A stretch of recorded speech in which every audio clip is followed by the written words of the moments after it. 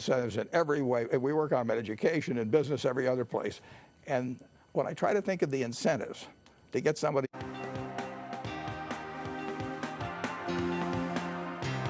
Well, I just mean that in terms of a woman's right to choose, and in terms of not having the rich get by with lower taxes than the people in their office, and there are a bunch of things that I agree with. There's limits to how much you can do and that. But what about distribution of wealth?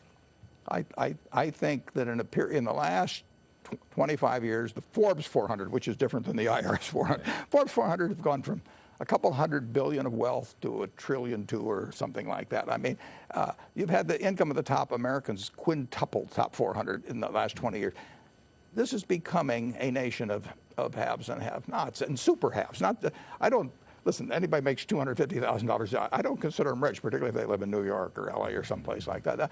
So that's why you put the level at $1 million first, and then $10 million second. Yeah, listen, you want everybody to be able to get ahead in this country, and you want them to be able to enjoy the fruits of what they do. You like being rich? Yeah. I've been poor, I've been rich, and rich is better. But the idea is that... It should be a land of opportunity, and people that get rich, nobody's going to confiscate everything or anything of the sort.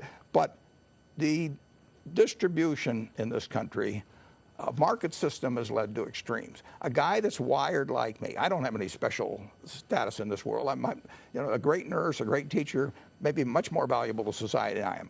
I'm wired so that I can figure out what things are worth. Allocate capital. Yeah, so I get super rich, and somebody whose adenoids are in a certain arrangement gets rich, but television makes a lot of people rich. I mean, Lou Gehrig held out for $25,000 in the late 30s. They benched him. They didn't bench him because he didn't break the street, but he had a long struggle. Television has made the 230 hitter, or the 240 hitter, better than Ted Williams at 406. So there's a lot of serendipity. Everybody in this country owes their good fortune in some way to the rest of the country. This is your 2010 tax return. That's my 2010 tax return. What will I see there? Well, you'll see a lot of income. You'll see adjusted gross income of about $62 million. Right. But then you're only entitled to deduct 30% of your contribution. I gave away a lot. So I've got a charitable carry forward of about $10 billion. I don't think I'm going to use it up. But then you get to taxable income, and I've got $39.8 million, and then you get down to tax, and I got $6.9 million. And that comes to what percent of taxable income? I think it comes to 17.4. 17%. I added and in other people in your office are paying an average between of 36%. 36, 33 to 41. Nobody's below 33. Nobody's below 33. I think how much of that has to do with the payroll tax? Well, a lot, because they all pay it. I pay it incidentally, but it's $15,000 for me. $15,300. And it's $15,300 for all the people in the office, pretty much. And many of them have spouses where it's another $15,300 for the spouse. So with some of them, it's $30,000. And that's a lot of money to them, a lot. And you said you want the 12 most important people can read this so the people in Congress who are on the CEPA committee. What else can be done to give it leg? Well, I hope the Times is a launching pad. I think that it's a subject worth serious discussion. I already heard from somebody this morning that they're putting on Facebook. I never thought of social media as being a way to they're putting this column on Facebook so you get a wider and a different distribution. Yeah. The 600 million. I think if the public is educated on what goes on, I think their representatives will follow through to some extent. I think some members of Congress don't even understand that, probably. I invite them to take their own tax return, and make the same calculation I did. And incidentally, I don't have a tax shelter. I've never had a tax shelter. I don't drill for oil. I don't do any of that kind of stuff. The Congress has been my tax advisor. I mean, they're taking care of me. You also make the point that in so many corporations that their biggest investment is not in plants and equipment, it's in lobbyists in Washington. So therefore they get deductions so that their effective tax rate is also much less whatever the maximum corporate tax rate is. Yeah, well, that's true, and they're entitled, incidentally, to try and, I mean, there is a big rule book up there, and if the rule book's got flaws in it, the thing to do is to change the rule book, not count on everybody being on the honor system. I mean, the rule book is what counts, and I'm probably creating a lot of a business for the lobbyists now, because they'll be very busy defending the present situation. But I think it's the rule book that has to be looked at.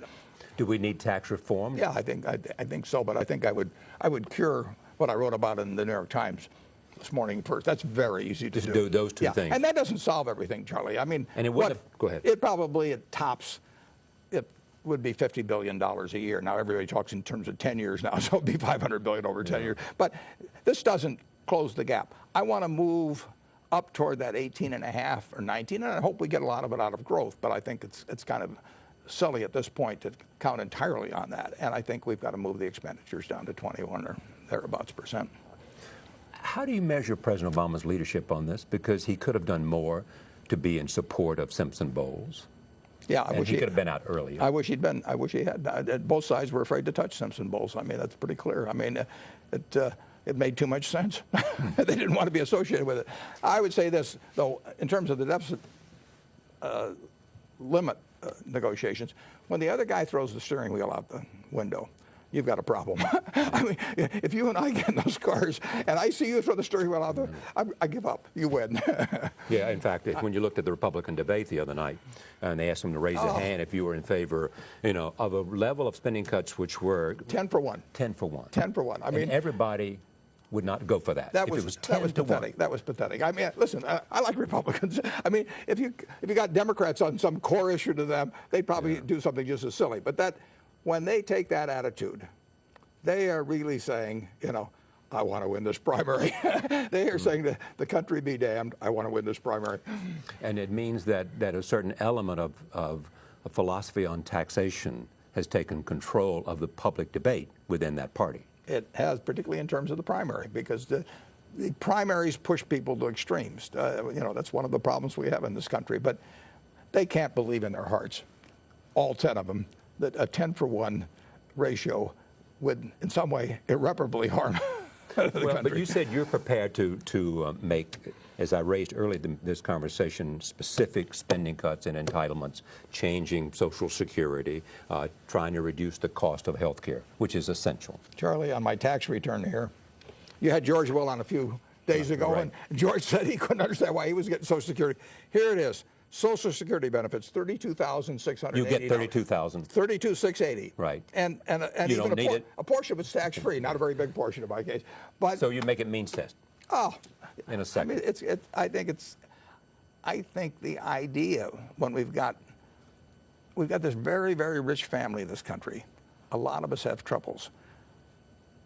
60 million people live in households where the income is $21,000 a year or less. And I say to people who say, we shouldn't raise taxes, just try that for a few weeks. I mean, just try it. So I think that when we're going to have to do things that are even a little bit tough on them, maybe, I think you've got to come after some of us. And it certainly shouldn't be giving me Social Security. It's deposited in my bank account every month without me even knowing about it. Where does this populist instinct in you come from? I was born lucky. I was born in the United States of America. The odds were at least 30 to 1 against that. I didn't have anything to do with that. I was born wired for capitalization. I didn't have anything to do with that. So here I am. I won the ovarian lottery the day I was born. A lot of people don't. They go off to Afghanistan and fight for us to preserve things for me. I mean, when some of my friends complain about their taxes, I feel like saying, let's continue this conversation on the shores of Normandy. Let's just go over there and we'll just talk about this, how terrible your situation is. And I really think this country works wonderfully on a market system. We don't want to give it up. We have to control that market system in many ways, but it works. It works with the kind of incentives we have. It works with equality of opportunity. It's not perfect, but we've tried it. We've tried for it over the time. But the lucky ones still prosper incredibly disproportionately, under this. I'm not for having some kind of a czar in Washington decides what's proper for everybody, but I do think something that thinks about the 60 million people that are living at $21,000 a year or less in their household. I think a rich, rich, rich society should think about them a little bit every day.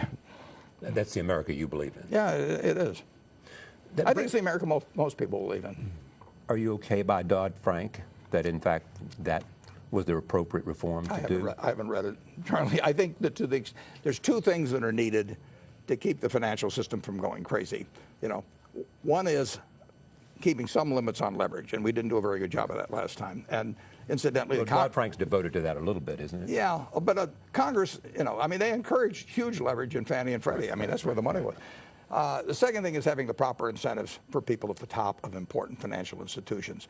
You know, we saw institution after institution go to the government and say, we're too important to this society that you can't let us fail. So pour in the money, do whatever is necessary, and meanwhile, I'm going to go off and be rich. You know, the guy just screwed it up. I think you've got to have downside. I mean, really drastic downside for the people that run financial institutions, big ones that get into trouble. And we need those incentives, and I don't think they've attacked that yet. That can be done through the board of directors. But too big to fail continues to exist. Too big to fail will always exist.